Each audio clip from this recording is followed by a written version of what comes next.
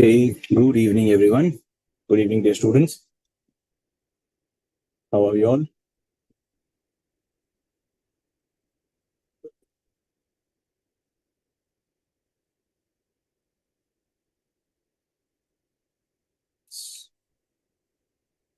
Good evening, everyone. How are we all? All good? Okay. So, today we'll be starting with a new topic for discussion, which is about capital structure. Okay. So, we'll be discussing about something called as capital structure. Now, when we're saying capital structure, what do we really mean by? What do we really mean by the term capital structure? When we say capital structure, what are we really talking about? It means proportion. Capital structure is basically proportion of sources of capital, proportion of sources of capital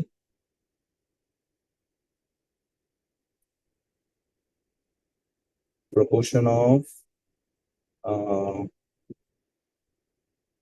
various types of capital in capital employed.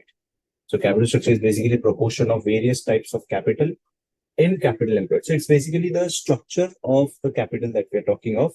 So let me just take it to you in the form of a example so that we understand it in a more better way.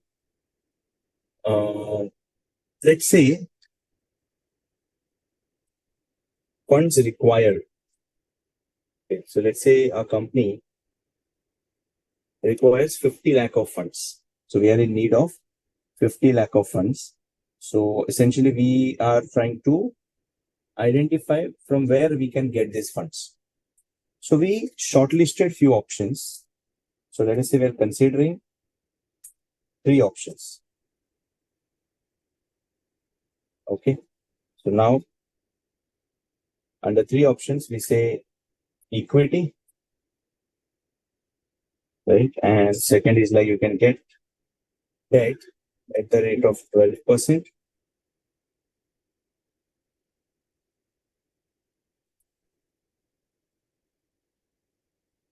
Preferential capital. Of course, the preferential capital is need to be paid at preferential at the rate of, let's say, 15%. Okay.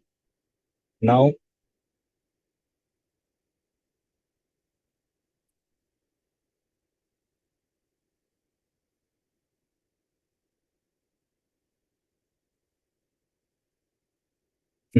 so option 1 is to raise this entire 50 lakh by way of equity shares. So let us say this entire 50 lakh is raised by way of equity. Second option is, let us say, let's try to make it 50-50. 50-50 is like half of this will come by way of equity and the rest half is going to come by way of debt. Third option is you are going to raise, let's say, 15 lakh by way of equity and let's say 20 lakhs of debt and the remaining 15 lakhs by way of preferential. So these are nothing but the capital structure that we are talking about. Now, of course, the total capital employed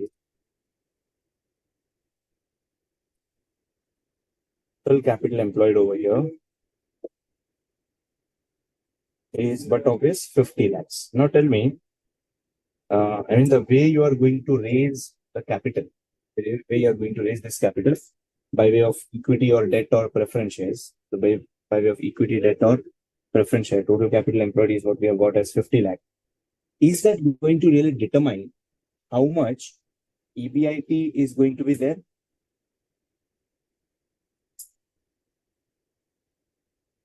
Is your capital structure going to determine how much earnings before interest and tax is there? Yeah, tell me. Will your operating income, will your sale value or your purchase cost going to be different depending on whether you have raised money by way of equity or by way of debt or by way of preference share? No, it's not at all going to be any way affecting the EBIT. So total capital employed that you observe over here, 50 lakh, 50 lakh, 50 lakh. We are talking of the EBIT portion. EBIT is going to be same. Obviously, net profit is going to be different, guys, right? Net profit is definitely going to be different. I'm talking of EBIT, which is before interest and tax.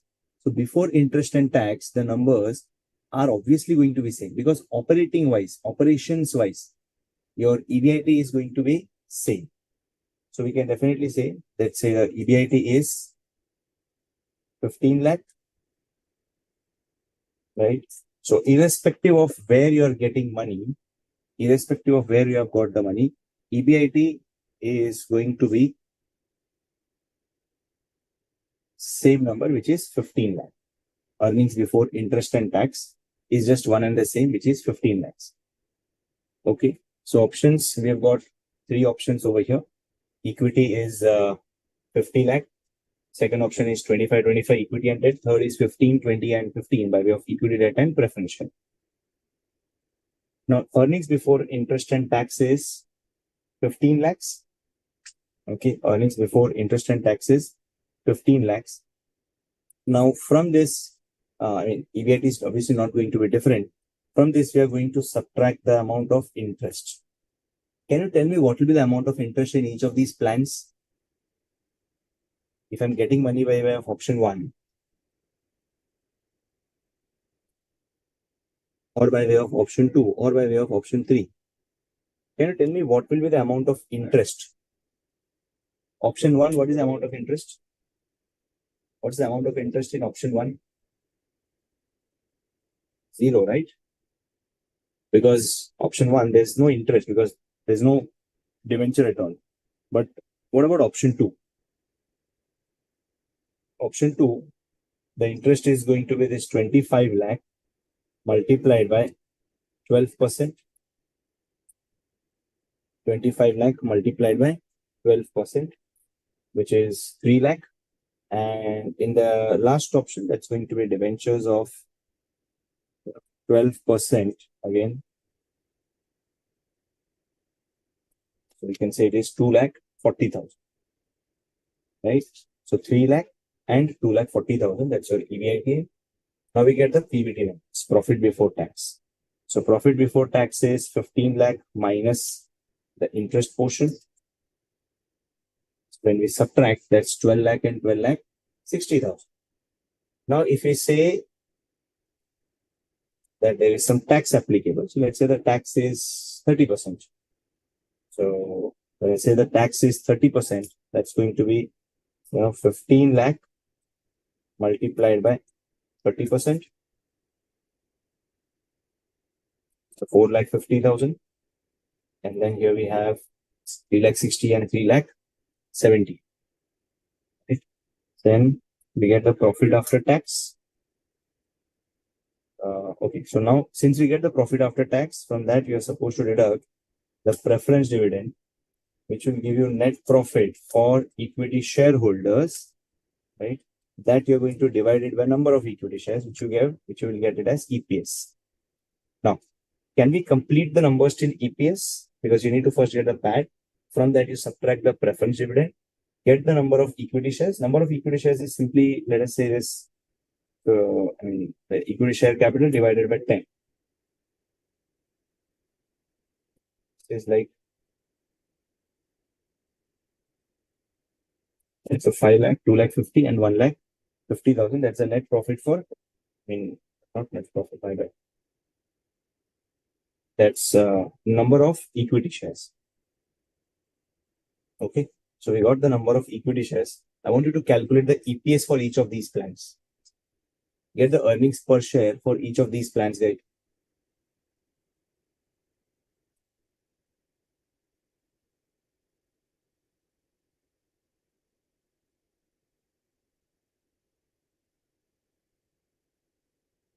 Get me the earnings per share number. Subtract the preference dividend. You get the profit for equity shareholders and divide it by number of equity shares.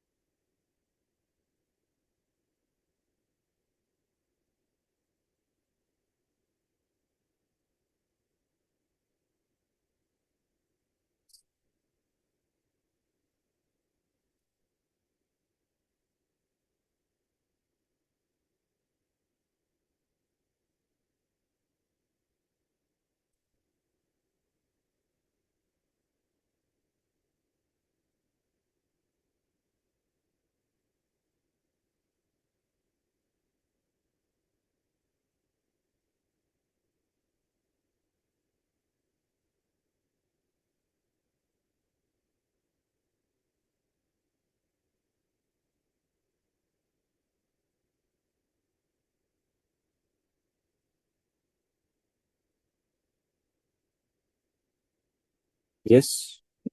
So profit after tax is PBT less taxes.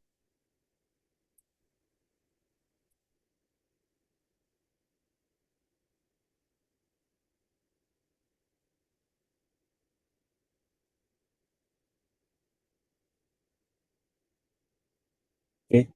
Then we have the preference dividend. The preference dividend will be simply going to be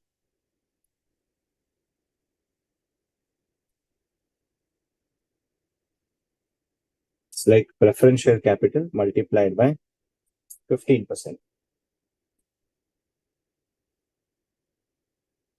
So earnings per share, just check. That is 2.1, 3.36, and 4,38. Sorry, 4.38.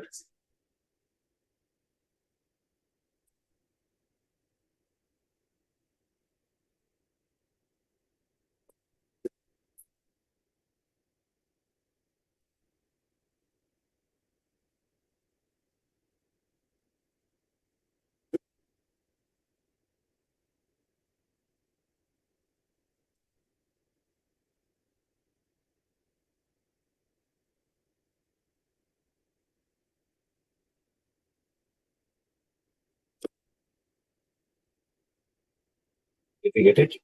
Okay, so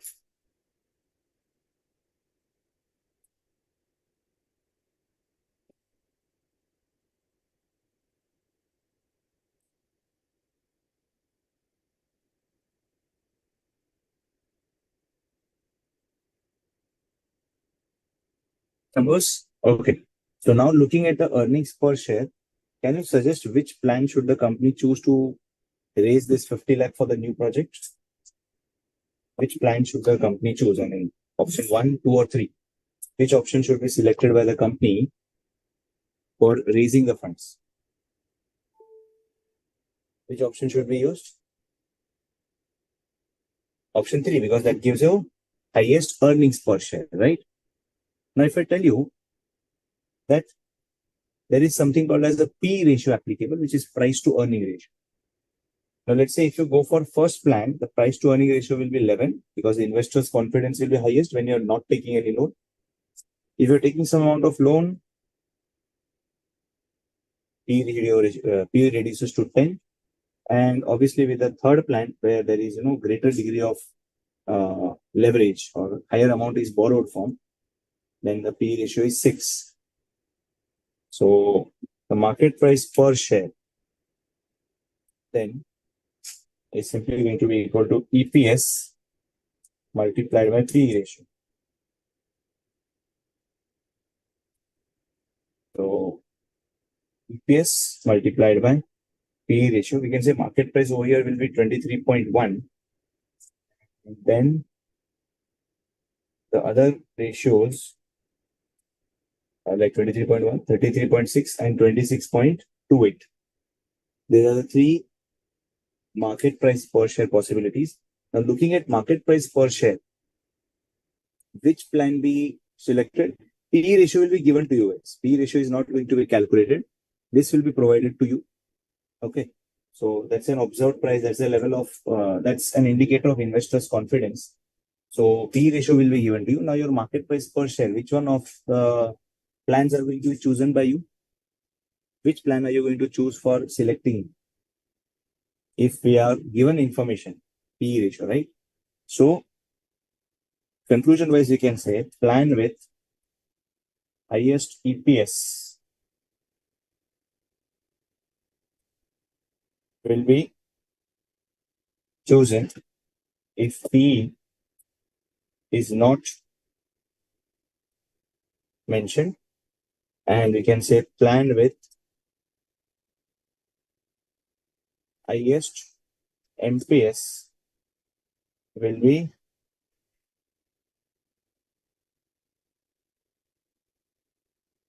chosen if P is mentioned. So if P ratio is given in the question, we will definitely go for plan B. And if your P ratio is not given, then you should go for plan 3.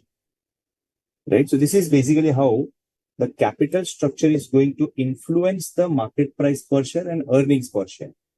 So earnings per share, market price per share are going to be getting influenced by this capital structure. So depending on capital structure, these numbers are going to be different.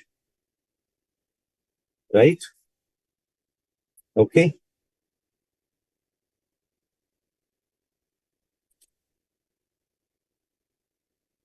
Are we good, everyone? How to choose a financing plan? Yes, we just need to prepare the income statement. Okay, you prepare the income statement fully, and then you calculate the EPS and then multiply by P ratio to get the NPS number. Okay.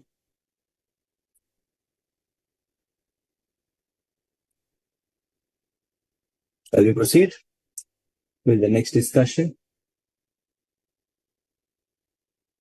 Yep. Yeah. Okay. Let me just give you. Let's say we have existing capital structure like this. So existing, we have equity share capital. We've got reserves. We've got debentures at the rate of 8%. Preference share capital at the rate, let's say 1 crore. Reserves are, let us say, 3 crores.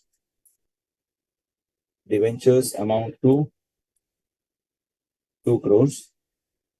Preference share capital is,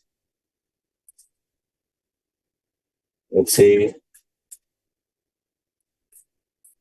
1 crore. Then you simply take the sum of this.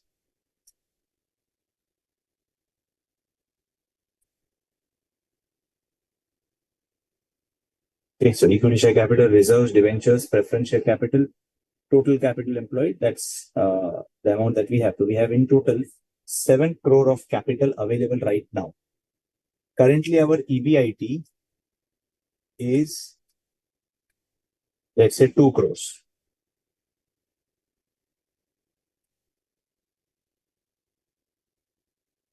And the EBIT is, let's say, 2 crores. And which means the return on capital employed, return on capital employed is definitely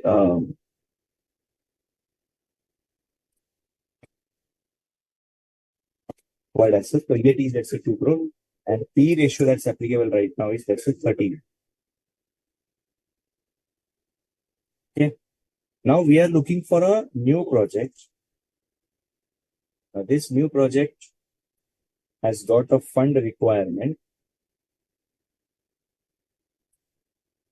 Project has got a fund requirement of 3 crores.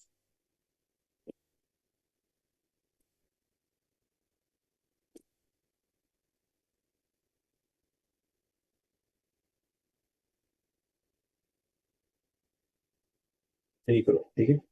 So, and this new fund requirement is going to generate return percentage of 40%, right?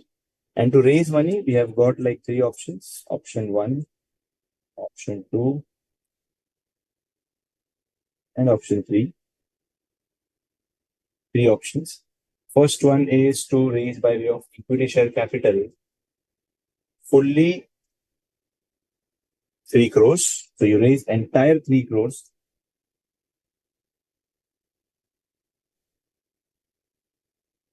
by way of equity share capital. Second option is that you raise 2 crore by way of equity share capital, right? And remaining by way of a bank loan. Okay. The remaining amount by way of a bank loan, which is, of course, 1 crore. Third option is to raise 1 crore by way of equity share capital. Okay. Bank loan of 1 crore. Obviously, bank loan is going to be at the rate of 12%. And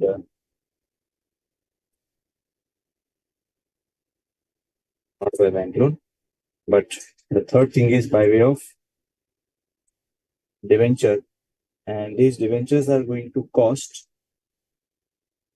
9%. So 9% is basically the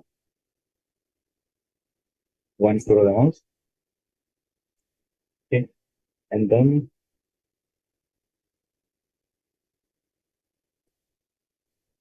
preference share capital, on which dividend is payable at 12%. That's going to be this 1 crore amount. So we say that sum of all of them is like going to be 3 crores. So the idea is company is having existing capital of 7 crore and the company is looking for raising additional capital worth 3 crores. Okay. It's already having 2 crore, 7 crore of capital, which is giving a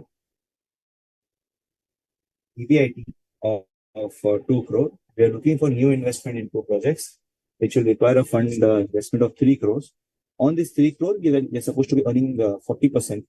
So now we want to know, which of these three plans should be chosen, right? Now, let me add one more element to it, which is issue price of shares.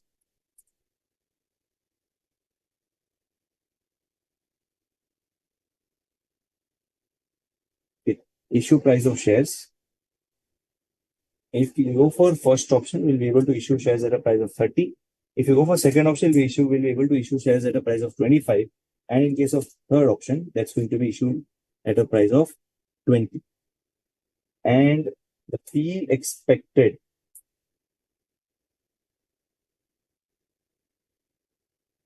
is, let's say, 13, 12, and 11.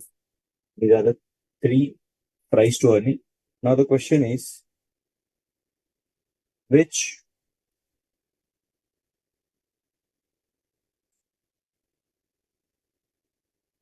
project, not which project actually, but which plan to be chosen to fund the new project? Out of these three plans, option one, option two, option three, which plan should we select to fund the new project? Now, before we go for deciding which plan should be chosen, we need to understand that the existing company, existing business, existing portfolio is going to continue as it is. There's no change in that. There's no difference in that, right? We are just going to add one more project into our portfolio. And because of that, the capital structure we need to revise. So we'll say capital structure post capital structure post after taking up new project. So under these situations,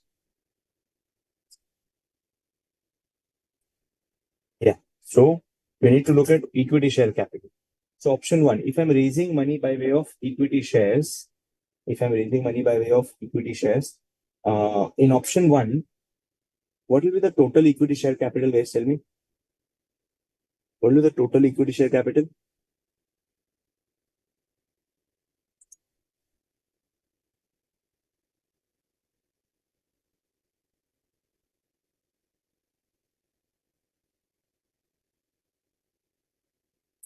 Hmm?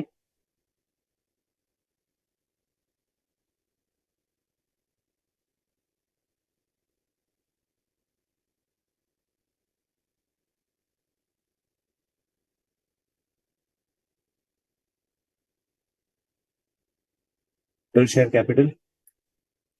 Is it going to be like 1 crore plus 3 crore? Yeah. Is it like 1 crore plus 3 crore?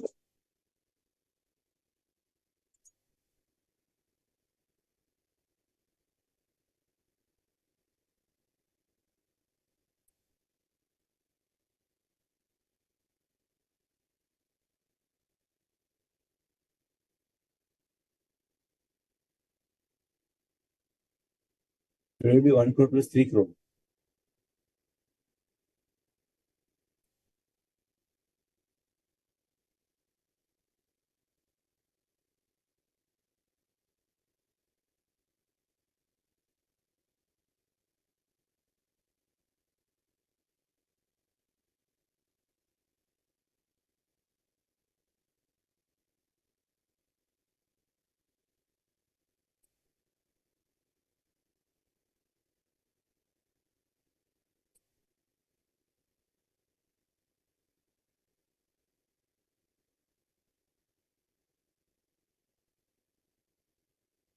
Plus 3 crore? No, it can't be 1 crore plus 3 crore. It can't be 1 crore plus 3 crore because 1 crore is a share capital, but you're going to issue it at 30. So when you're going to issue the shares at a price of 30, then definitely something will go into share capital, something will go into the reserves. So equity share capital is going to be definitely, in case of first plan, we can say it's going to be already 1 crore plus 3 crore divided by 30 multiplied by 10.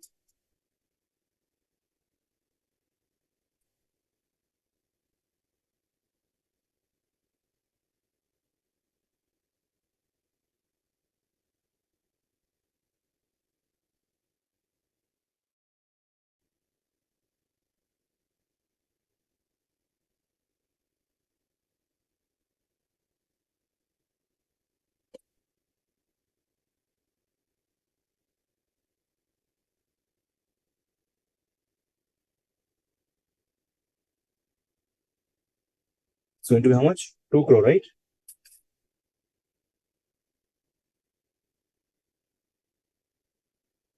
Why multiply by 10? Because face value is supposed to be 10.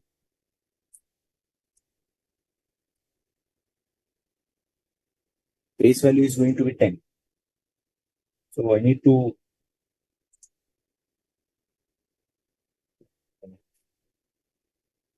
so if face value is 10, so I can say I'm raising 30 crores by issuing shares at a price of rupees 30 each. Now that needs to be multiplied by 10 because face value is going to be multiplied over here. The remaining 20 rupees will go into the securities premium, right? That will go into securities premium. Now, obviously, we have assumed the face value to be 10. If you assume it to be like, because issue price is 30, so we assume it to be 10, right? It will be given in the question whether it is 10 or 5 or 1. Okay, and then accordingly, we have to calculate it. So that's going to be 2 crore. Then for the second option, it's going to be like 1 crore plus 1 crore plus you're raising 2 crore by way of equity share capital. So that's going to be like 2 crore divided by you're issuing it at a price of 25 each. Right? So that needs to be divided by 25 and multiplied by 10. So what will be the value of equity share capital in option 2?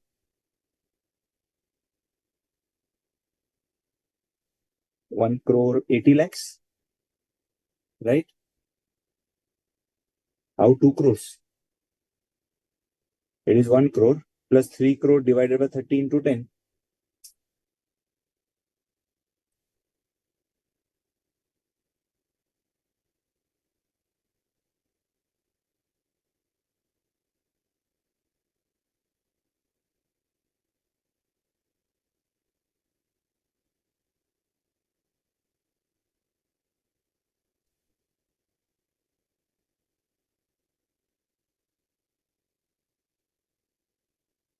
One what? 1 crore plus 3 crore divided by 30 into 10. So it's like 3 crore divided by 30 into 10. It's not this entire 4 crore divided by 30 into 10. Can we? Just 3 crore is going to be divided by 30 into 10.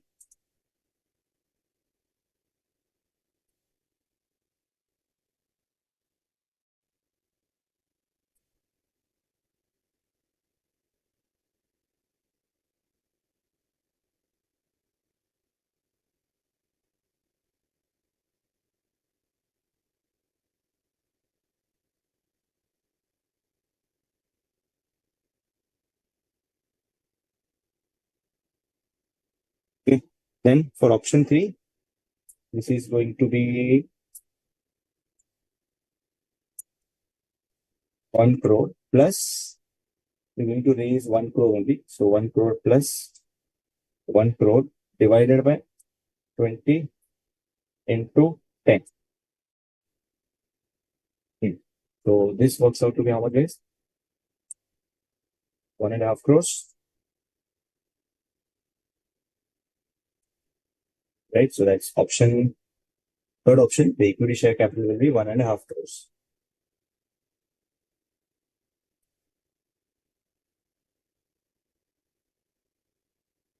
Correct? Now, that is done, equity share capital. Then we'll talk of reserves. Whatever is left out from the equity portion, that will be given as a reserve. Originally, reserves that we had was 3 crores. And I need to 3 crores plus we raised 3 crores divided by 30. And then we multiply it by 10. Sorry, multiply it by 20 because in the first case, we have issued these shares at a price of 30. So 20 was going to the securities premium, right? And then in the second case, for the second plan, this is going to be 3 crore plus, 2 crore divided by 25 into 10. Okay. Then this side we have 3 crores plus 1 crore divided by 20 into 10. So this is, the reserves are going to be like 5 crore in the first option. Second option, that's going to be 4 crore 20 lakhs. Third option, this is going to be 35 3 crore 50 lakhs. Okay, that's 3 crore 50 lakhs. Then we have certain debentures. I mean, these debentures are going to be there for all the plans because these are the existing debentures. These are all the existing debentures, and therefore we say that this is going to continue. Debentures and preferential capital.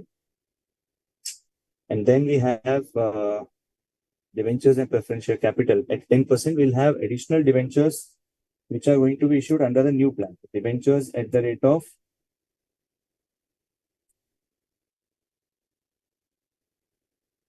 now debentures at the rate of 9%. And then we have like bank loan at the rate of 12%, right?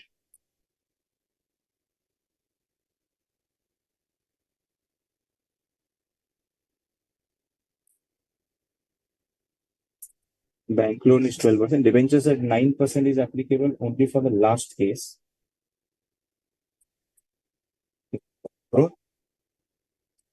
Then debentures at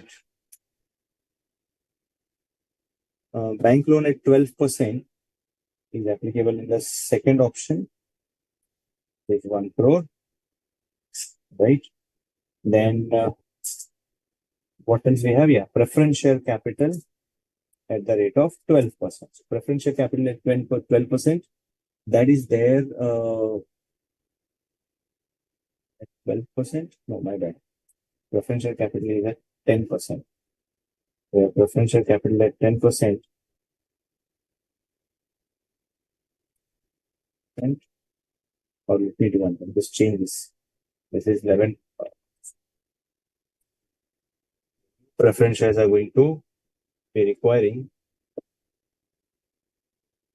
at percent. So preference share capital is 11%. So 11% is applicable over here. And then we say that total capital employed is simply sum of all the items together.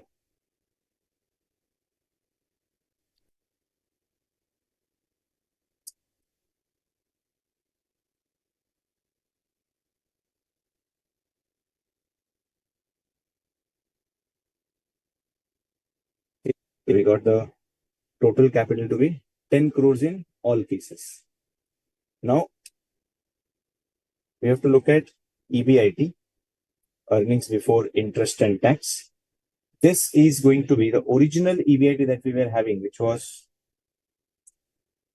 2 crores. On that, original EBIT of 2 crores, on that we are going to add 2 crore plus, we are going to add like the new return that we are getting, which is 40% of 3 crores. So 2 crore plus 40% of 3 crores.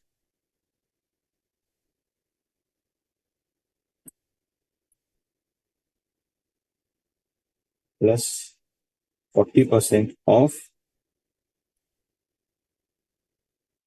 3 crores. Okay. That's like 3 crore 20 lakhs for option 1.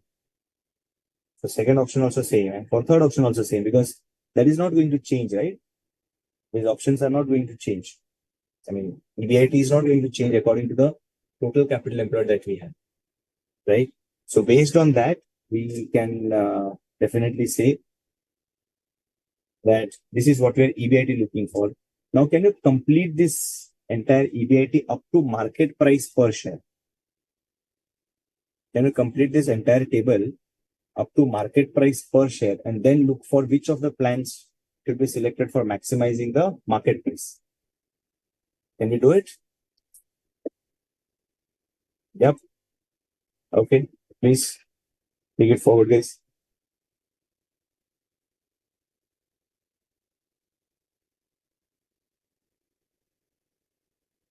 Tax, take it as 30%, yes.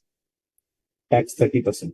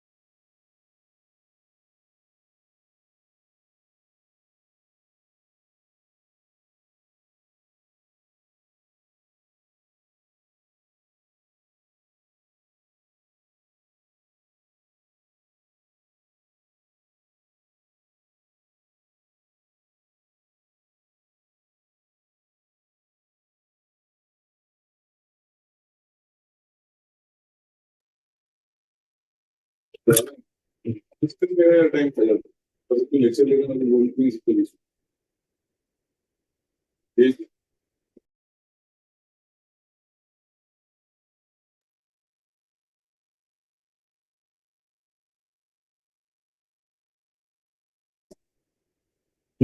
reserves in the surplus, what is the calculation into 20?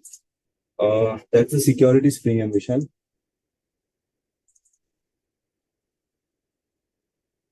This amount of securities premium, because 3 crores is the total amount that you're raising. Then you divide it by 30, and then there's a total value of the share, and then multiply by 20, which is a premium.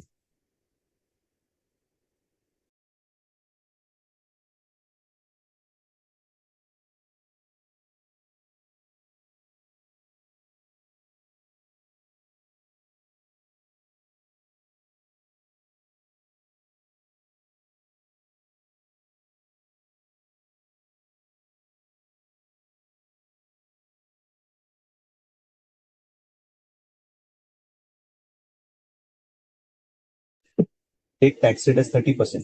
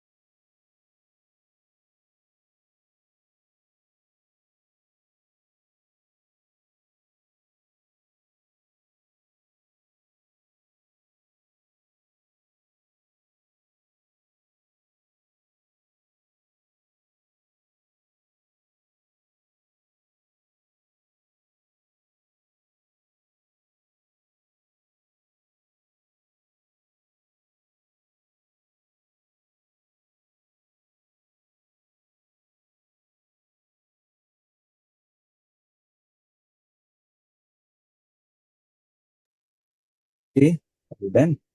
So we subtract interest from this, right?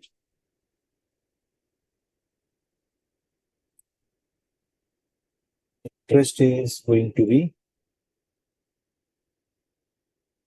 debenture multiplied by 8% plus debenture multiplied by 9% plus bank loan multiplied by 12%. Okay.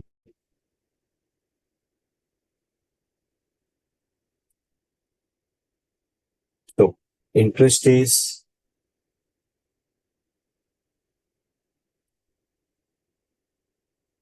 was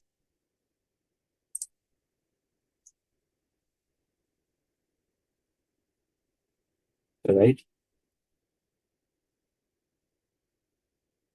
Then that will give us the profit before tax. The profit before tax will be 3 crore 20 minus interest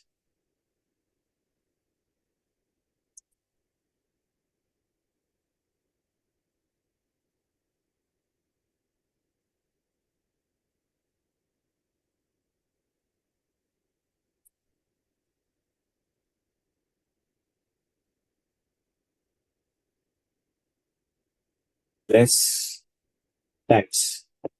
So tax will be profit before tax multiplied by 30%.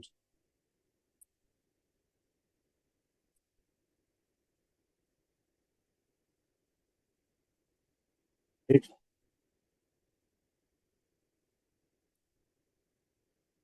Option 2, interest is 16 lakh. No, for option 2, you also have a bank loan, right? So bank loan will make the interest cost to be, total 28 lakhs, which will be 16 lakh on the old debentures and also 12 lakh on the bank loan, right? Then we have profit after tax,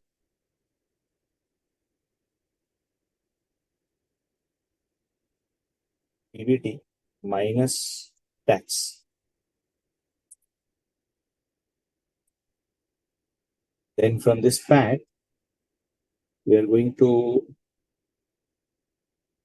subtract the preference dividend.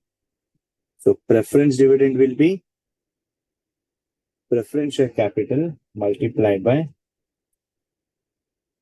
the old preference share capital multiplied by 10% plus new preference share capital multiplied by 11%.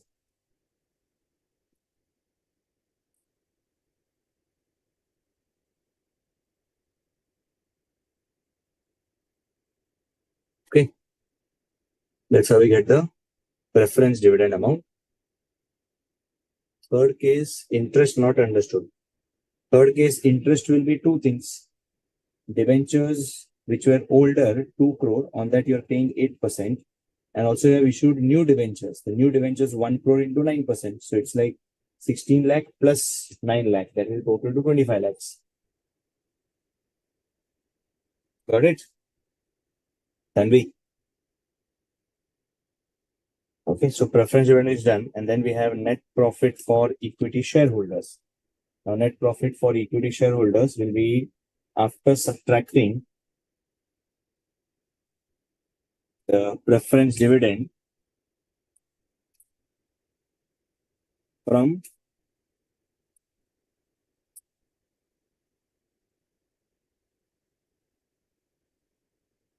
PAT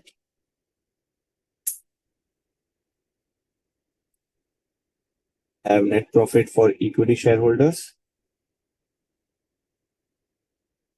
Based on the net profit for equity shareholders, we can also get the number of equity shares. The number of equity shares, we can simply get it as equity share capital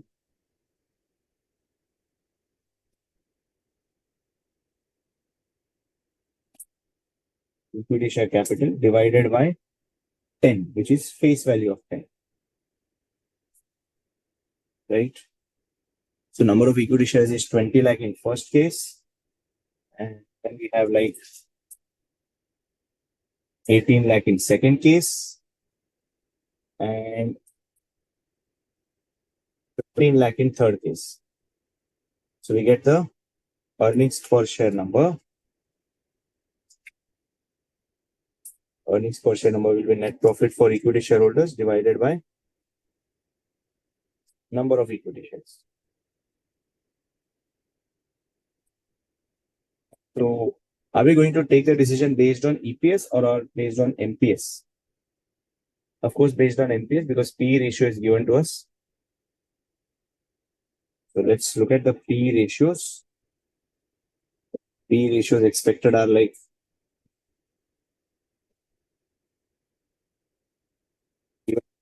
13, 12, and 11. So finally, the market price per share will be just P EPS multiplied by P ratio. So are we getting these numbers? 31.8 to 129.6. Yes.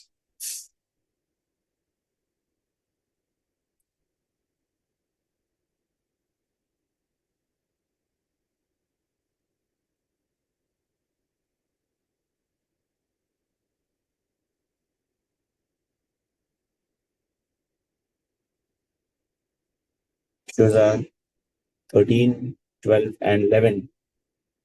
So based on this, we should be choosing plan 3, right? Okay.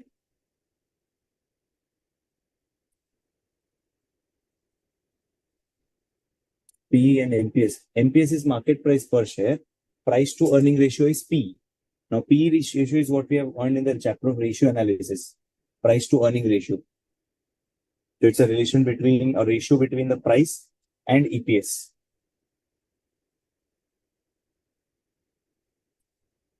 Okay.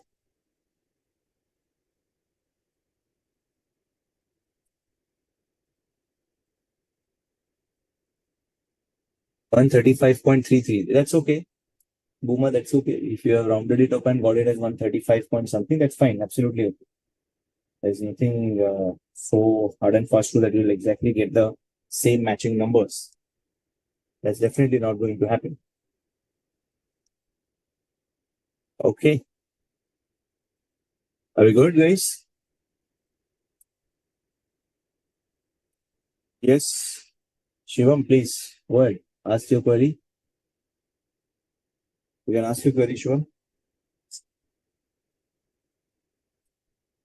Option 3, you were wrong, did not consider debenture. Okay, so I hope you got it correctly now, Tanvi. Shivam, what's your query? You can just put up your query. Meanwhile, I'll just try to get a question for you guys to solve, because I mean, I think almost more than half of the question what I have solved. Right now, I want you guys to solve a question on your own. Yeah. So I want you guys to solve this particular question, question number 2. Let me just paste it over here. This is what we have already solved over here. Okay. I'll just paste a question for you, which you can definitely refer. Okay. Take a reference of all these calculations that we have done. Okay. And then try to solve this question, guys. With the previous question that we have solved, try to solve this question. Question number 2 that you can see on the screen. Try to solve it, guys. Take help of the previous question. Try to solve it. Rajamal is asking, how did you get P ratio of 12 and 11? P will be given to you, Rajamal. P ratio will be given to you.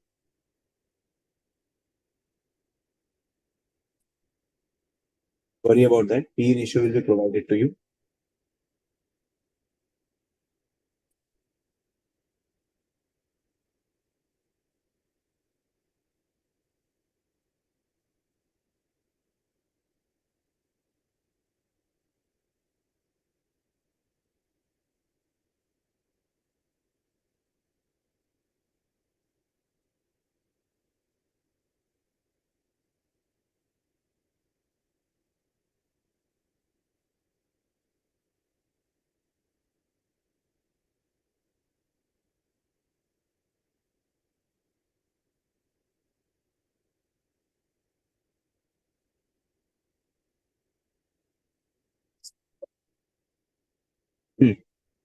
Look at question 2. Will you be able to solve it, guys? Question number 2 that you see on the screen. This is similar to what we have discussed in the previous question. Yes? Okay, guys. Let's go ahead with that. Try to solve question number 2.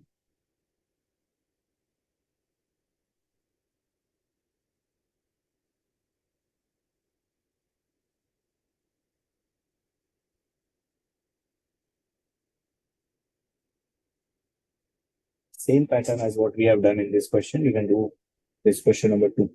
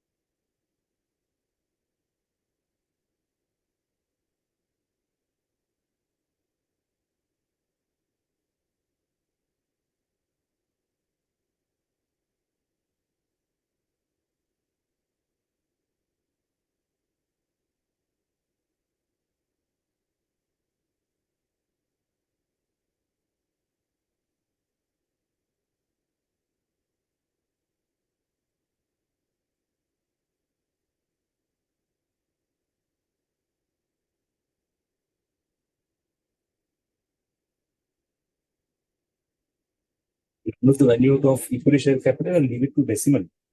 Uh, Equity share capital round up.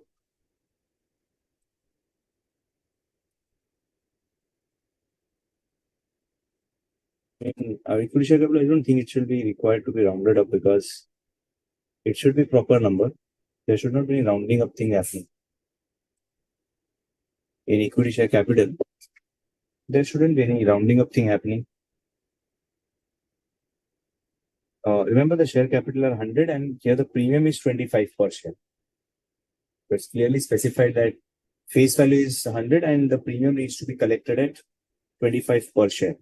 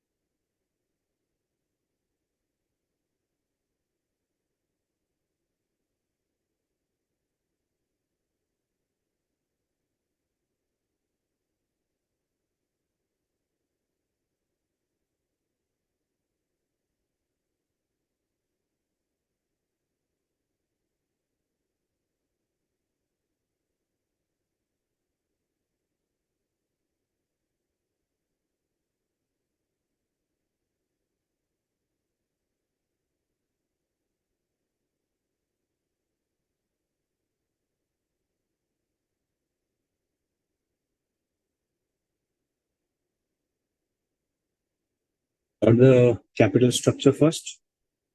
The first task would be to get this capital structure. And then you can go for the income statement part. First, prepare the capital structure properly.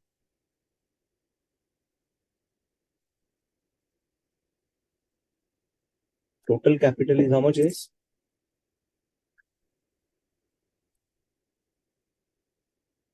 1 crore 25 lakhs, right?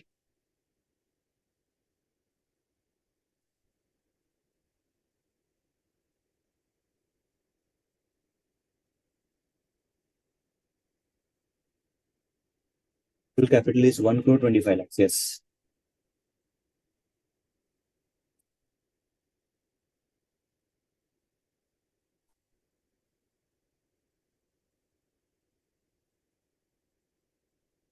Try to solve it fully. Then I'll show you the solution.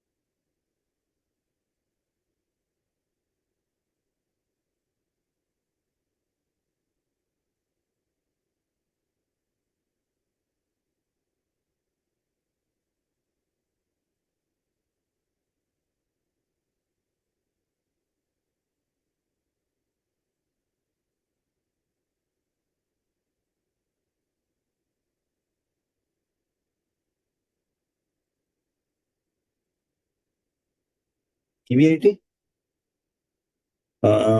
existing return is 12%, and you can definitely say EBIT will be 12% of total capital. So that's like 12% of 1 crore 25 lakhs. 12% of 1 crore 25 lakhs. That should be like what, 15 lakhs. 12% of 1 crore 25 lakhs. That should be 15 lakhs.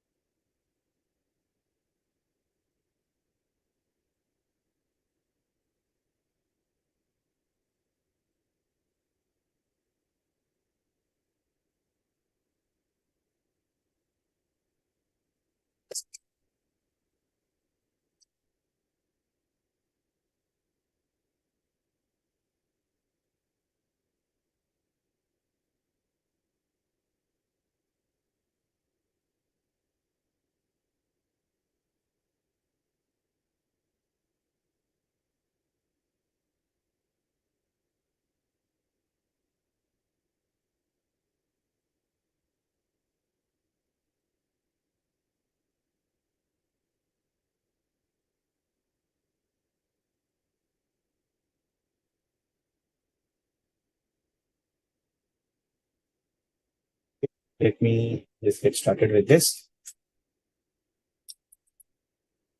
I have option 1,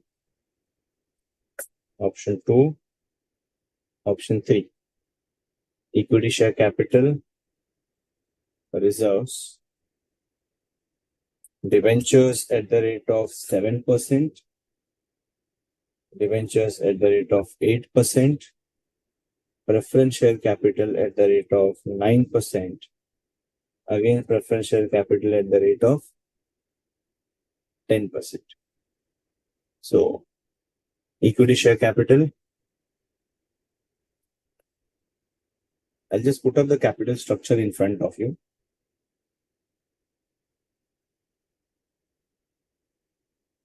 Okay, so that at least you are assured what you are proceeding with, whether it is correct or not.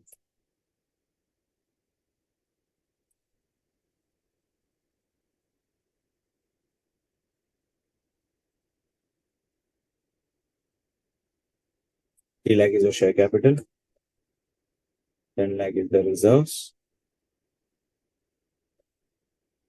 5 lakh 7% debenture, preference share capital 25 lakh, and 25 lakh preference shares at 10%. Option 3 is 4 lakh, 40 lakhs of equity, 10 lakhs of reserves, 25 lakhs of 7% debentures, another 25 lakhs of 7%, 8% debentures, and preference share capital is this. So total share capital is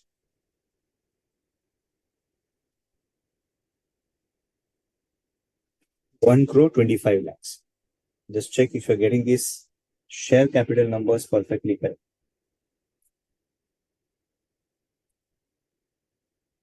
Get the share capital numbers correct, I mean the capital structure numbers correct, then most often you can say the income statement is also going to be correct.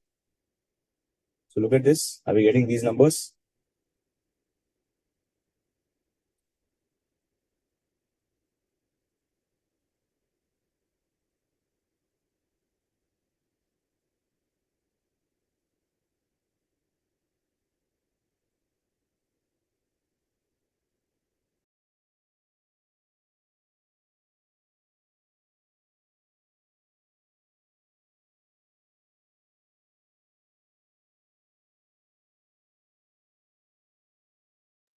Dhanush, you're asking zoom back. You mean to say this side? You want to look at the solution? Yes.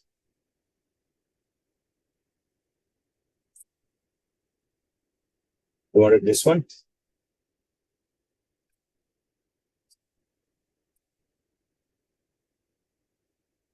Of the income statement over there.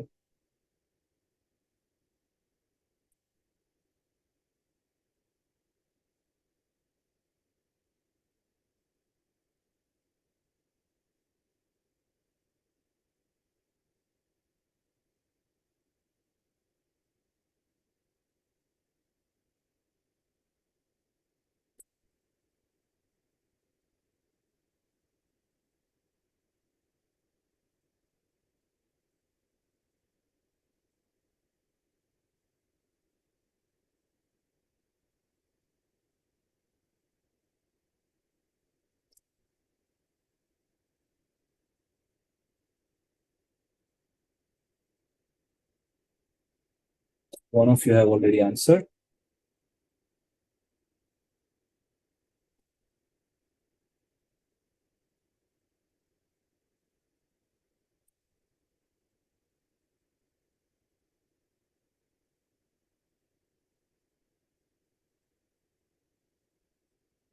Let's go with option 1.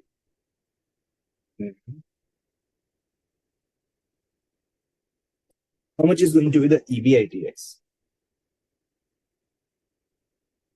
Total capital employed into 12%, which is 15 lakh. 15 lakhs, right? How is it 18 lakhs? Because it's going to be 12% of 1 crore 25 lakhs.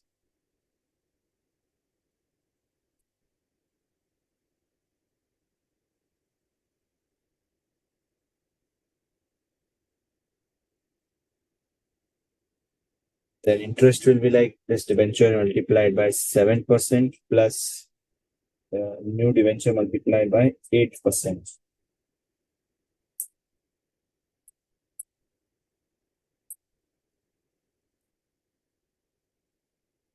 Okay.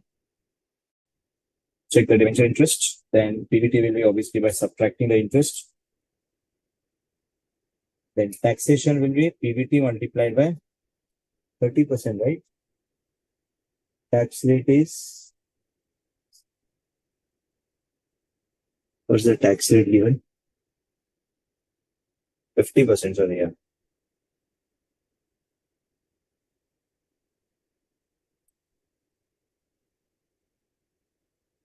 Get the PAT as PBT minus the tax rate.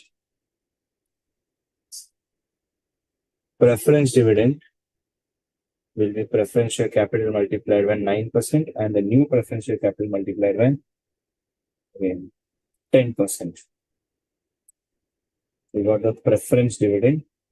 Net profit for equity shareholder will be PAT minus preference dividend. Number of equity shares will be share capital divided by 10. No, share capital divided by 100. Earnings per share will be net profit for equity shareholder divided by number of equity shares.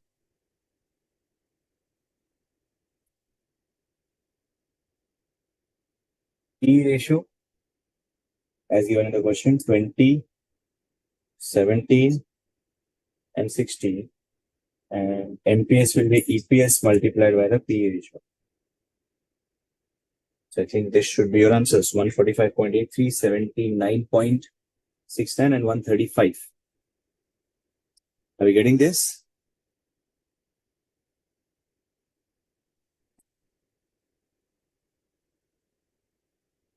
Yes.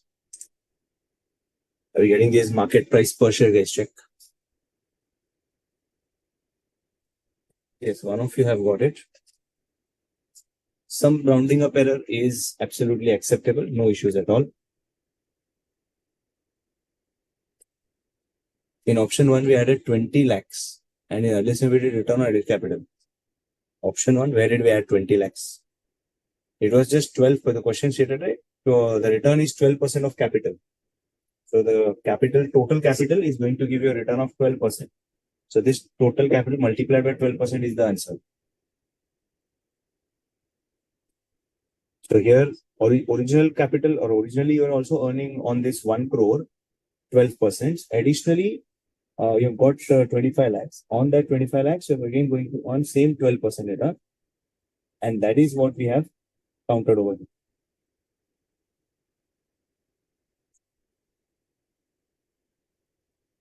Right. Okay, so I will getting these NPS numbers. I will getting the market price per share numbers. Yes, everyone is.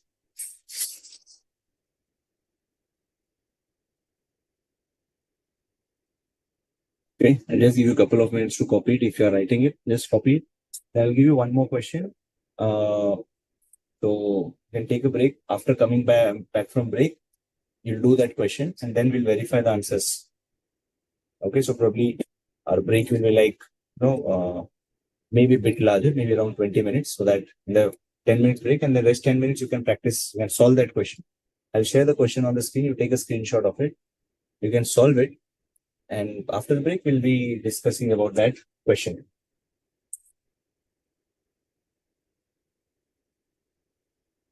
Okay. Shall we show you the question?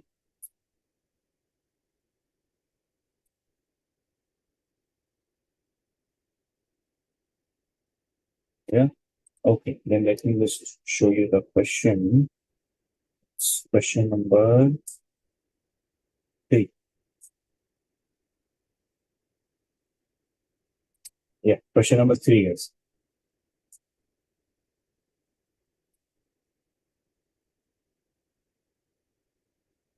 Take a screenshot of this. Have you taken a screenshot? Yeah.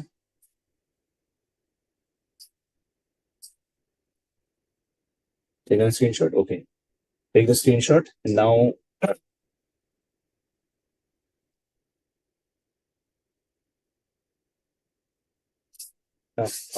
let's take a break. 10 minutes. Post that, another 10 minutes are going to utilize to solve this question. Okay. Fine. And then after the break, I'll discuss this particular question with you. Okay. Let's take a break, guys.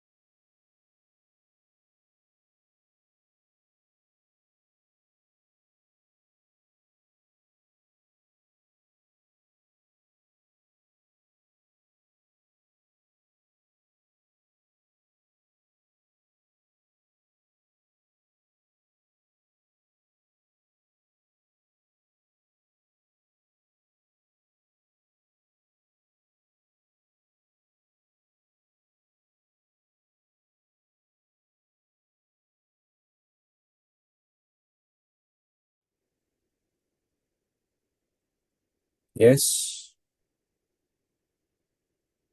As always, question 3. Let me show you the solution for this quickly.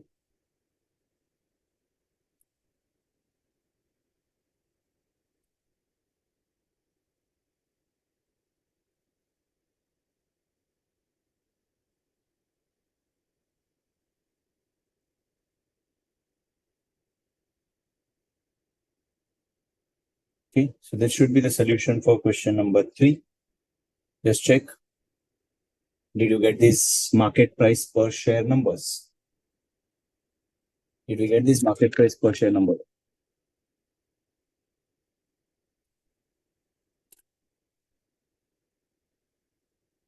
Yes, 24.44 and 20.66.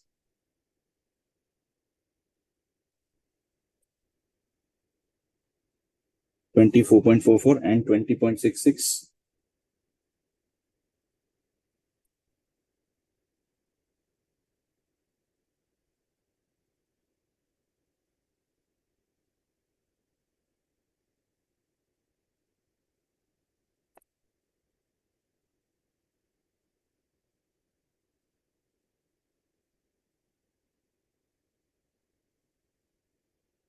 Did you get this answer?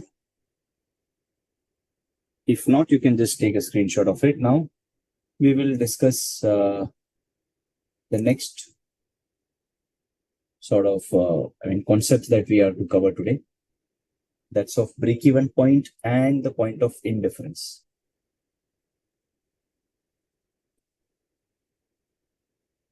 A screenshot of it. Later on, you can just compare it with your answers where you have gone wrong.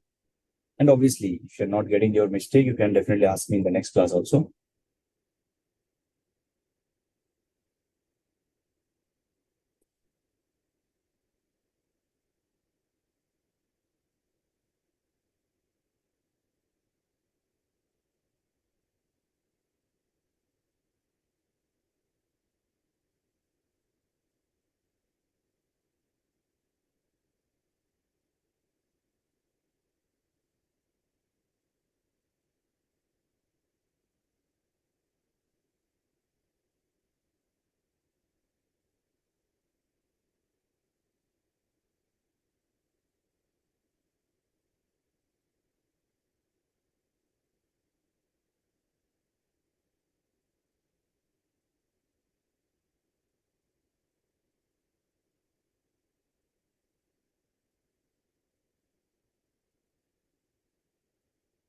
Fine.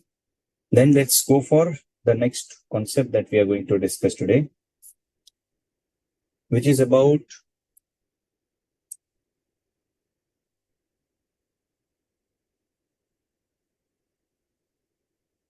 please explain ESC calculation one more time. Sum 2. Equity share capital sum 2.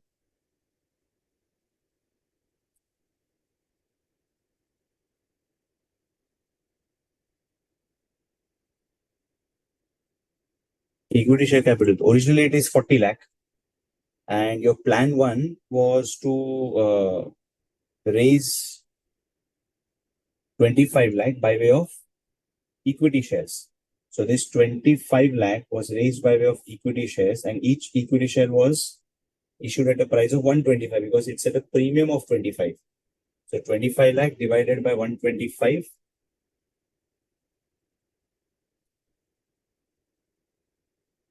25 lakh divided by 125 is 20,000. It is the number of shares, right? So originally that's going to be with a face value of 100. So 40 lakh plus 20 lakh. Total, that's going to be 60 lakh. And then second and third option, anyways, you're not raising anything by way of equity. Clear? Okay. Then let's start our discussion for the next aspect, which is break-even point or financial break-even point. Okay. Do we know this word called as break-even point, guys? Do we know this word? Have you ever heard of this term called as break-even point? Yes or no? Break-even point. Have you heard of this term? Break-even point. Yes. Okay. Can you tell me what is that break-even point? The point where revenue and cost meet. The point where revenue and cost meet. Rather, I can say break-even point is. We generally say that break-even point is that level of sales at which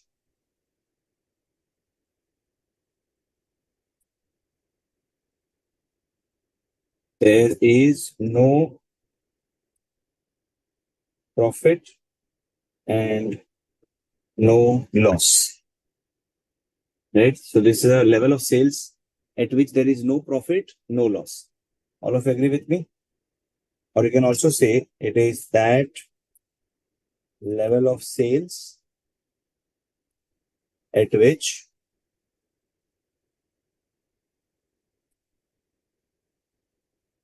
revenue is equal to total cost. Right? Correct? So now we are not interested in that break-even point. We are not interested in calculating that particular break-even point. That will be taken care in the costing subject, right? What we are concerned here is financial break-even. We are concerned about financial break-even point.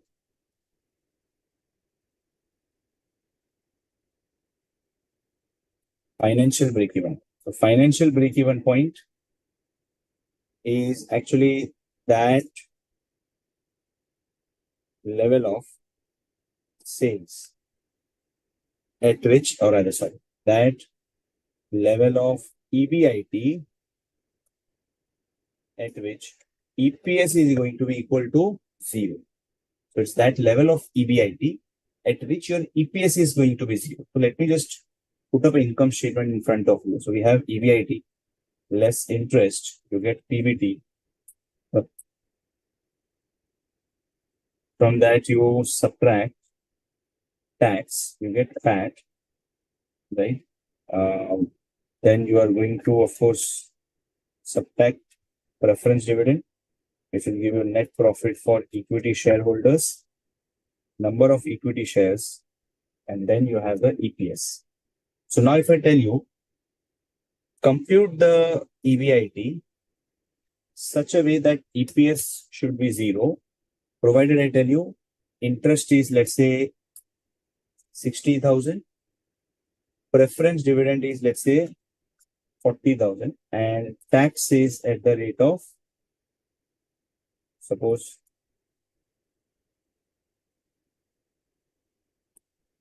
tax at the rate of, let's do calculation.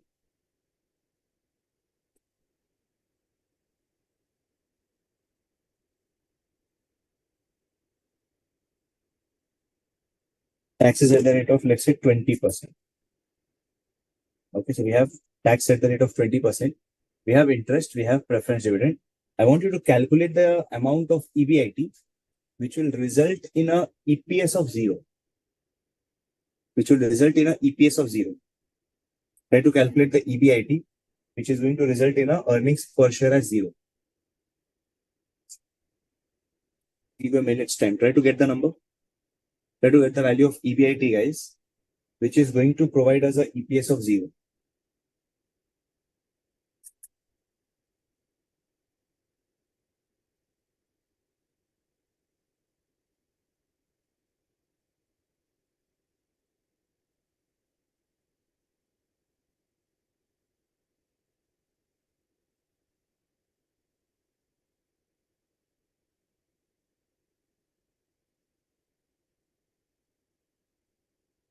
Preference dividend is given as 40,000. And interest amount is given. They've been given the amount of interest and amount of preference dividend. Forget about what is the rate or anything like that.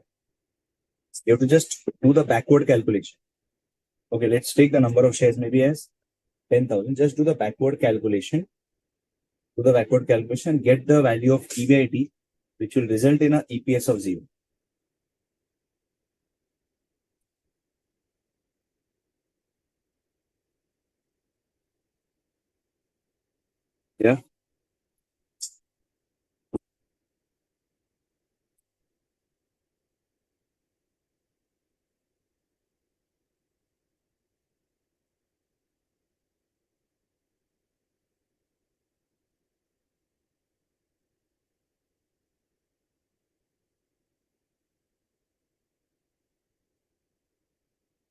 Okay, let me do it like this. EPS is 0, number of equity shares is 10,000. So obviously, even the number of, let me just copy these numbers here.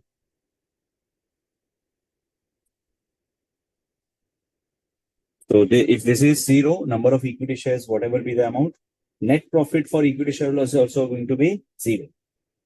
Then if your net profit for equity shareholders is 0 and your preference dividend is 40,000, what will be the profit after tax? What will be the profit after tax?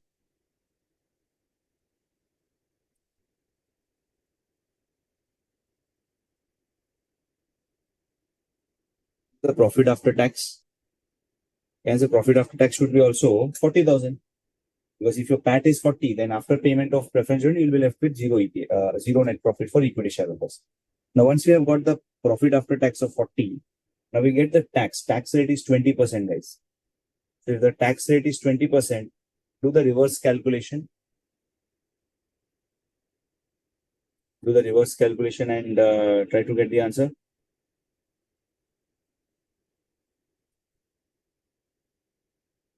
Should be the tax amount and what should be the PBT amount. Because if this is 20, ideally we should be like, if PBT is 100, tax is 20, PAT is going to be 80. Right? All right. So if you do that reverse, just the unitary method, you should be able to get the answer. This should be what?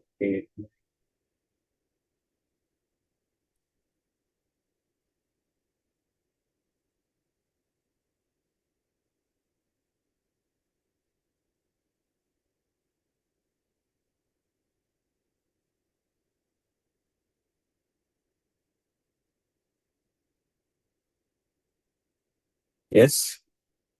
So this will be 100 multiplied by 40,000 divided by 50. So 50,000. PBT is 50,000, right? And then tax on this is, of course, into 20%. So PBT should be 50,000. How come PBT is 2 lakh? I fail to understand. PBT should be 50,000 because this is 80, this is 20, and the other is 100. So for 50,000 should be the PBT. And then finally, your EBIT number is going to be, can I say, 1 lakh 10. So if you are having a EBIT of 1 lakh 10,000, if you are having a EBIT of 1 lakh 10,000, can I say your EPS is going to be 0? Your EPS is going to be 0. Can you tell me what will happen if your EBIT is above 1 lakh 20,000? If your EBIT is above 1 lakh 10,000, what is going to happen? If your level of EBIT is greater than 1 lakh 10,000, what is going to be the EPS? What is going to be the EPS? If it is more than 1 lakh 10,000, what is going to be the EPS? Yeah. EPS will be how much? EPS will be more than 0, right? Because rather EPS will become positive. Am I right, guys? EPS is going to be definitely positive. So now let me just prove it for you. I'll take this thing. Rather, okay.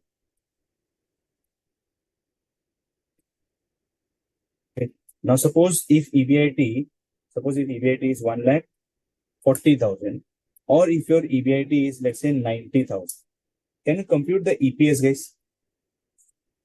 Give me the EPS number. Take the EBIT as 1 lakh 40 or 90,000, calculate all the numbers down and get me the EPS number. Get me the number of EPS. What is that EPS, guys? Check. Get the amount of EPS.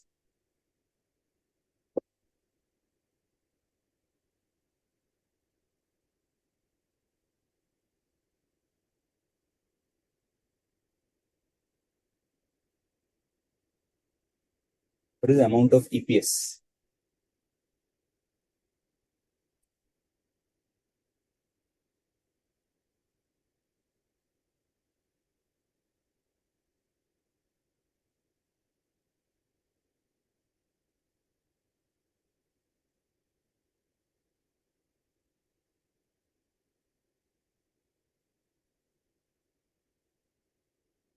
0.4. Okay, so for this is definitely 60,000. Your PBT will be the subtraction between these two. Tax is going to be this into 20%. Then we have this number. Preference dividend is going to be 40,000. Net profit for equity shareholders is going to be equity shares is 10,000. And EPS is going to be this number. Sorry, so this is going to be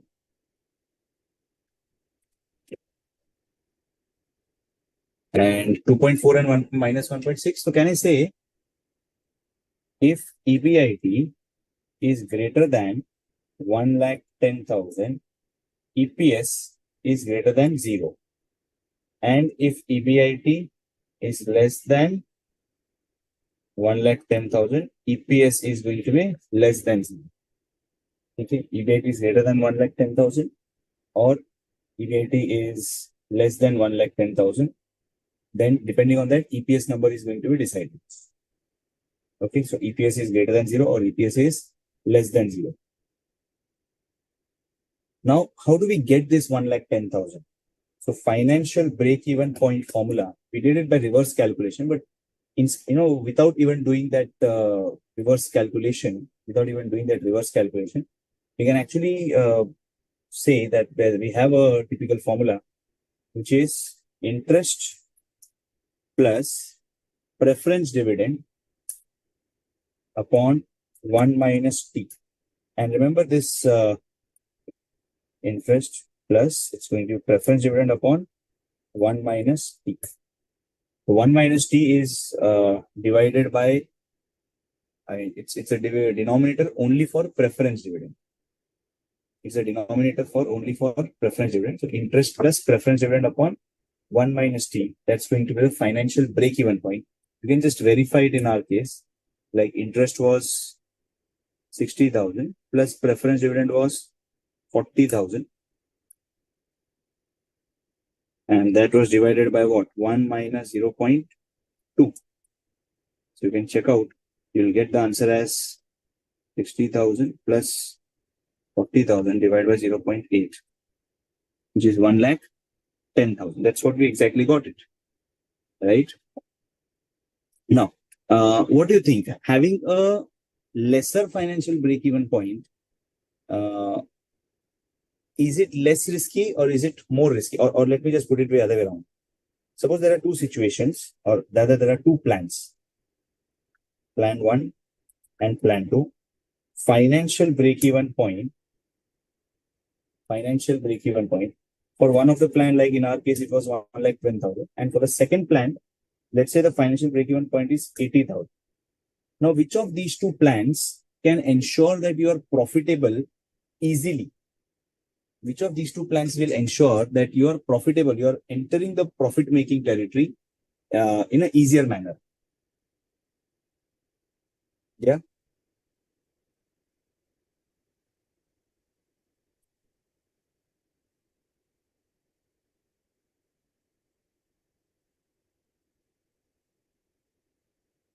So, do you think that it's going to be profitable in an easier manner?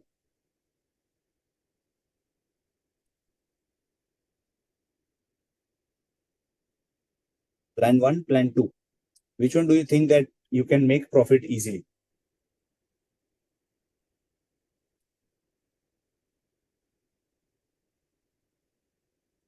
Which one do you feel so?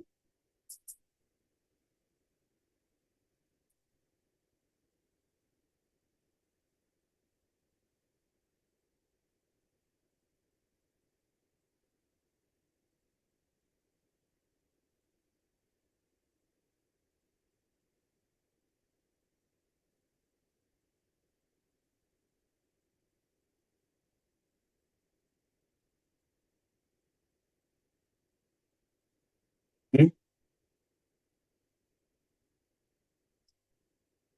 Obviously, it's easier for you to be profitable in plan 2, because remember, in plan 2, your break-even point is 80,000. Now, when you say break-even point is 80,000, it means as soon as you cross 80,000 revenue, you start, as soon as you cost 80,000 EBIT, you start making profits. Before 80,000, you will be loss making.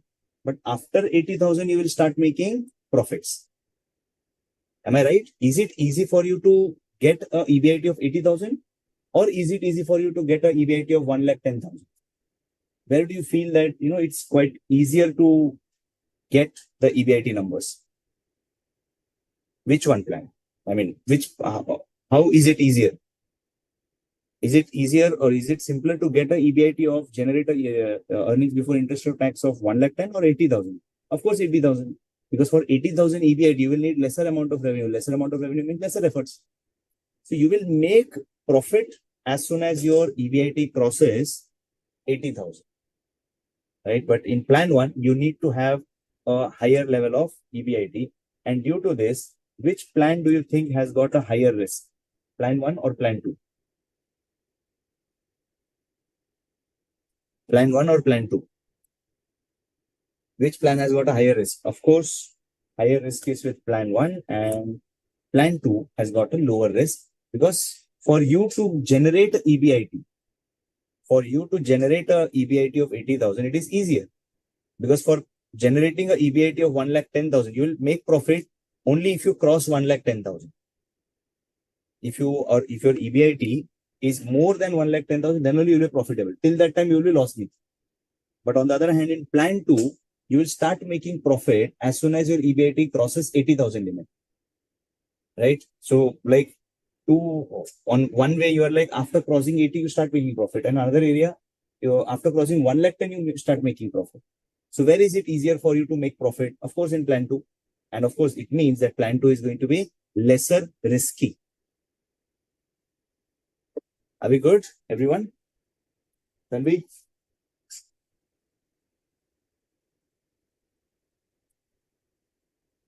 Are we fine?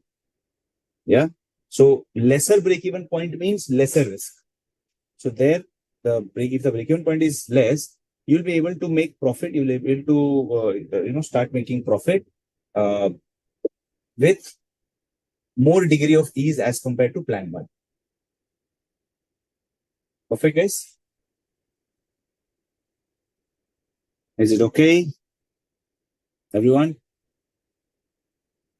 So only 2 things to understand. One is financial break-even point is nothing but interest plus preference dividend upon 1 minus t.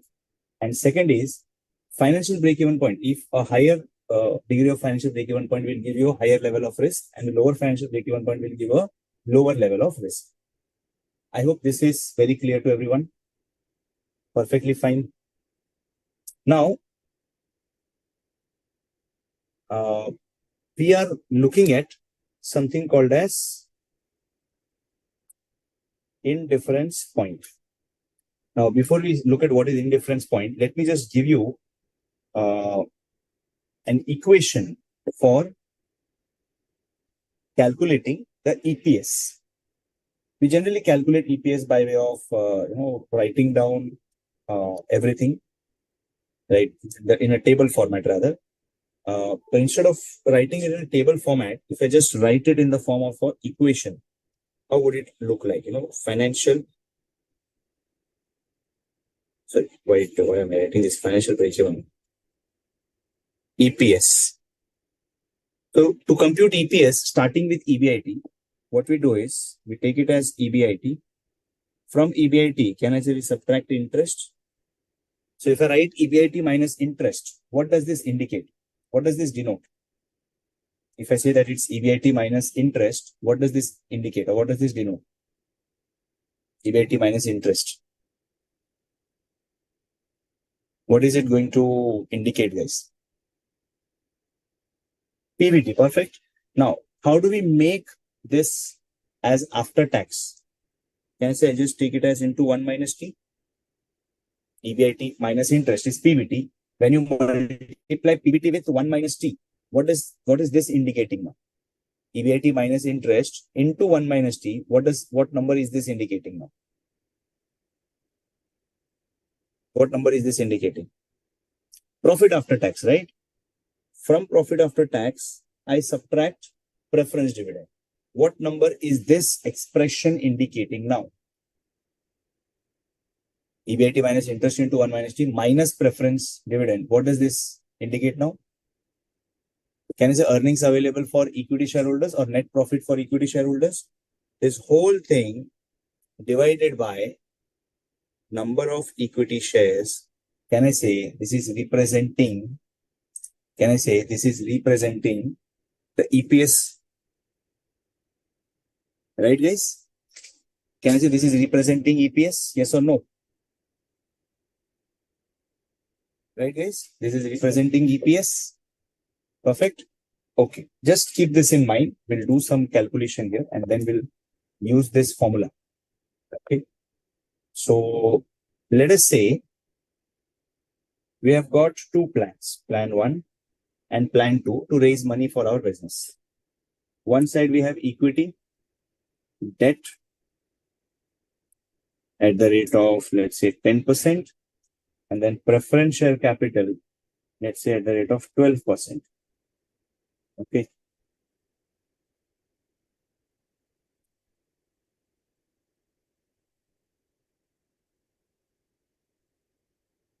Plan 1, it is 1 lakh 50,000, 50,000, 50,000, and this is 50,000. Then we have total capital employed to be equal to sum of this 1 lakh 50,000. Okay, total capital employed, we say it is 1 lakh 50,000. Now we have EBIT number. Suppose EBIT is 30,000. Can you give me the EPS numbers, guys? Can you calculate the EPS numbers for me? Suppose EBIT is 30,000. Can you calculate the EPS numbers? Yes. Chalo, calculate the EPS numbers, guys. Give me the earnings per share numbers.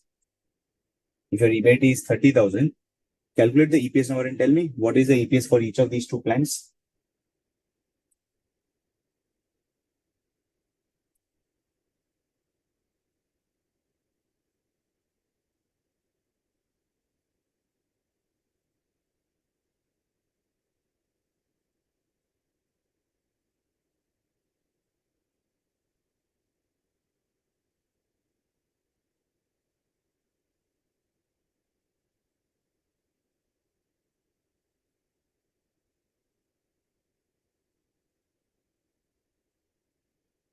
Tax rate, take it as 40%, guys. Take tax at 40%.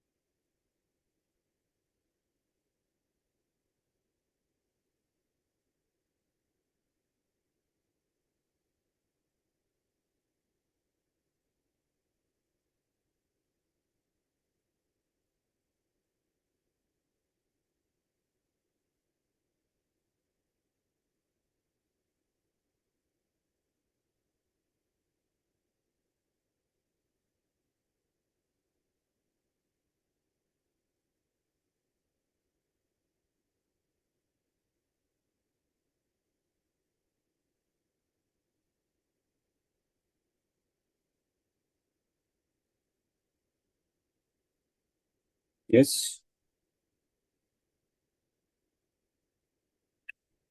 Did we assume number of equity shares as 10,000 and 5,000? Yes, obviously. So we'll say less interest. So interest is going to be on this debt 10%, right? Then we get profit before tax.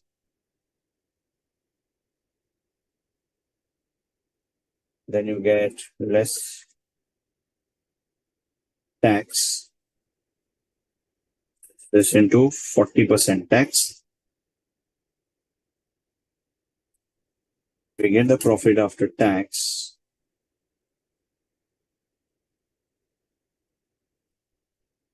Preference dividend. Net profit for equity shareholders. So preference dividend is preferential capital into 12%. Net profit for equity shareholders. Then we take down the number of equity shares to be 10,000 and 5,000. EPS is 1.5, 1.8. Correct guess? Okay, now another task for you. 16,000. So at 16,000 level, get me the EPS for both the plans. At 16,000 level of EBIT, get me the number of equity shares. Get me the EPS, guys.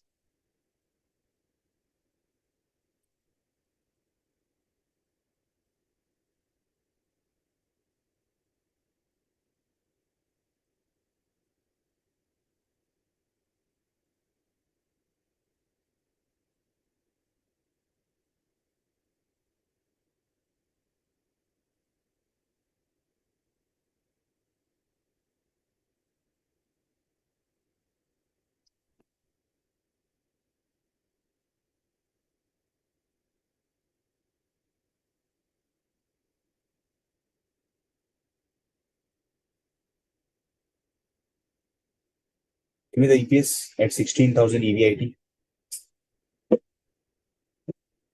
Okay. So I'll just do one thing. For me, it is quite easy. Drag it.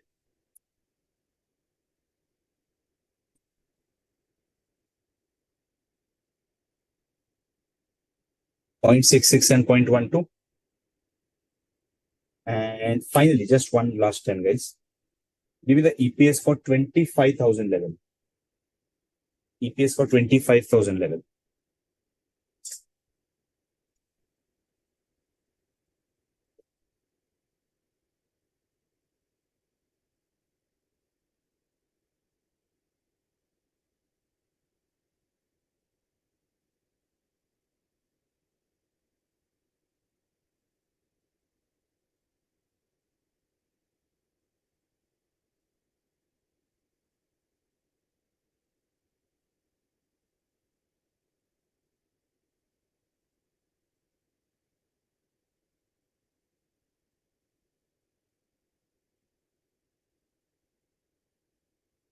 Is it?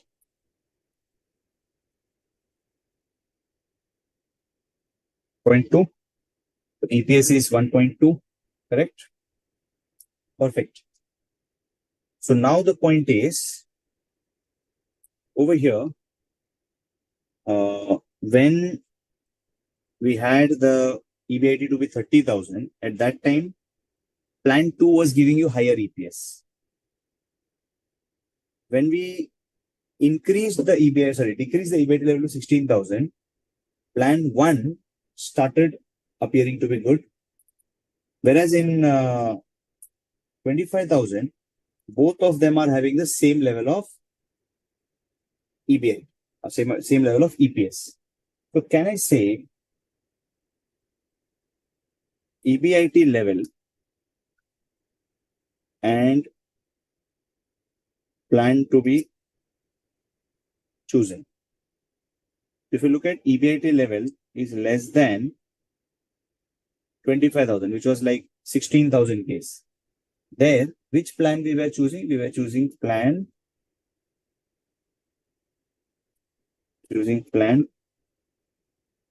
1, right? And when it was more than 25,000, we were going for choosing plan 2. See, when it was 30,000, we were looking for plan 2 because there the EPS is highest. And if it was less than 25,000, we say we should go with plan 1 because that results in highest EPS. What if the EBIT level is 25,000? Then we can say either of the plans is okay because in both cases, you're getting the same EBIT level of 1.2. Right? I hope you're getting this analysis part. So based on your EBIT level, which plan to be chosen is going to differ. If your EBIT level is less than 25,000, you should go for plan 1. If your EBIT level is more than 25,000, then you should go for plan 2. And if it is 25,000, either ways, it's both ways the plans are going to give you the same EPS. Now, how do we really get this 25,000? Because this 25,000 is somewhere in between. Before that 25,000, some decision. After 25,000, you have some other decision. So can we really get this 25,000 calculated, guys? Yes, definitely. Because we want to see that EPS of both plans are same. So if you want to see that EPS of plan 1 is same as EPS of plan 2, I can now simply write down this particular equation that you see, EBIT minus interest, right? I can write down this equation over here and then try to equate both of them to get the value of EBIT. So what will be the equation? EPS of plan 1 is EBIT minus the interest that we are paying is 5,000, right? Into, we have like 1 minus tax rate. Tax rate is 1 minus 0.4. There's no preference dividend. So we just divide it by number of equity shares as 10,000. And on the other side, we'll have the equation as EBIT minus, of course, 5,000 into 1 minus 0.4. From that, you subtract 6,000 preference dividend. And then the whole thing is divided by 5,000. Now, since EPS of both plans are one and the same, they have to be equated. We can definitely cancel out 5,000 and 10,000 by, just taking it as 2. Then do the cross multiplication.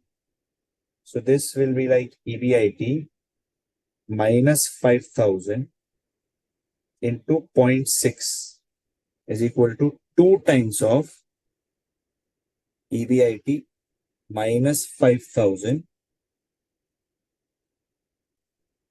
into 0.6 minus 6,000. Okay. Now let's just open up the bracket. So this is 0.6 EBIT minus 3,000 is equal to 1.2 EBIT, because two things are going to get multiplied. One is the 2 and also on the 0.6 on the other side. And then minus, that's going to be 6,000 minus 12,000. Okay. 0.6 EBIT and 1.2 EBIT will cancel out each other. So we have like 6,000 plus 12,000 minus 3,000 is equal to 0.6 EBIT. Okay. So 6,000 plus 12,000 minus 3,000 will be equal to 0.6 EBIT, because I'm placing EBIT, all EBITs on one side and rest numbers on the other side. So this is like 6 plus 12, 18, 18 minus 3, 15,000 is equal to 0.6 EBIT. So we get the earnings before interest and tax to be 15,000 divided by 0.6, which is 25,000. And can I say we observed that when EBIT was 25,000, there the EPS was equal. Right? Got it? Dhanush, how 6,000? Which 6,000? Here we have a 6,000. 6,000 minus 6,000 minus 12,000. I took it on the other side. Positive. and I kept all the numbers on this side and rest all on the other side. Got it, Dhanush? Yeah. So we have placed all the numbers on one side. So minus 6,000, minus 12,000. When it goes to other side, it becomes 6,000 and 12,000. Minus 3,000 remains.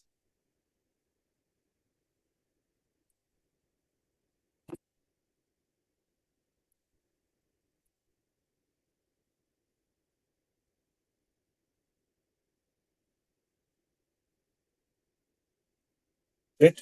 So this EBIT 25,000 again. How are we going to really use it?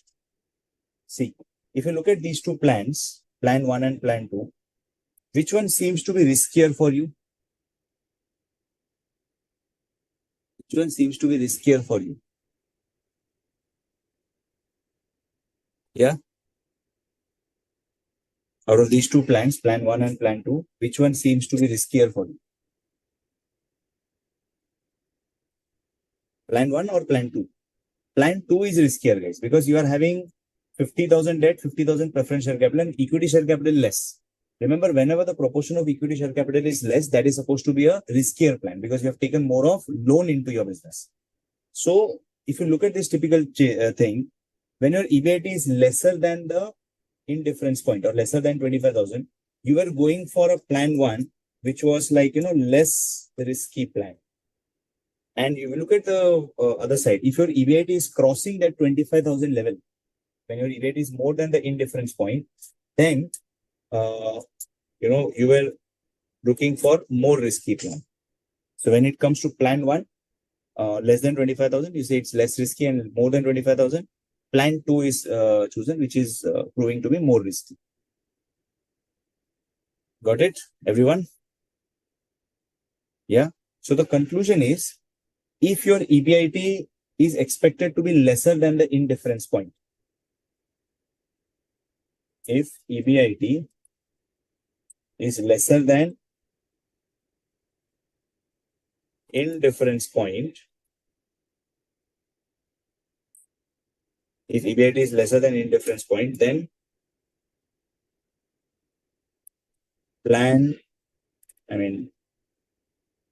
less risky plan will be chosen. And on the other side, if your EBIT is greater than the indifference point, more risky plan will be chosen. Right? That's the conclusion. So how do we get the indifference point? Simply form a equation, indifference equation, and then just join them. Right? Simply form an indifference equation and then join them. Equate it. You'll get the indifference point automatically. Are we getting it? Everyone?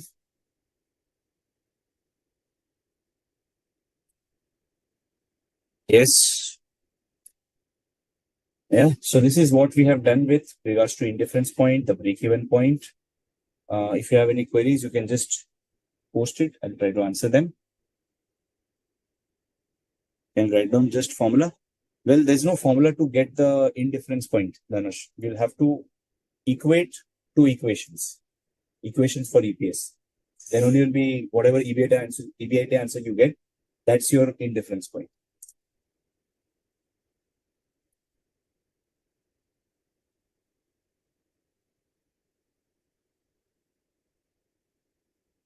Yep.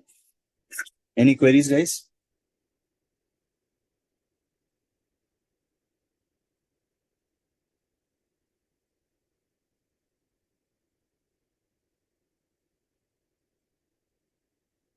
Questions on this topic come, you may be required to. We will be doing questions. Don't worry.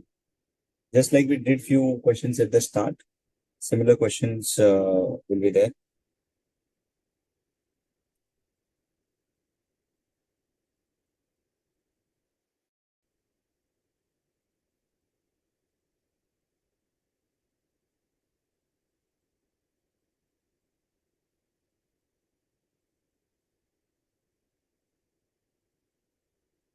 Till now, no doubt.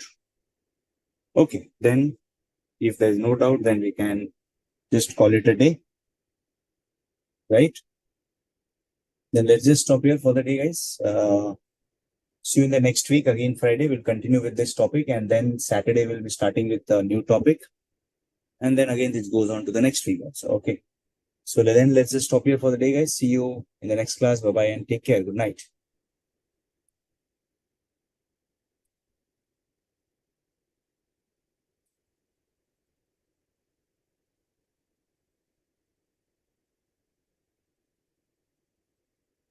You're welcome, guys. Bye bye. Take care.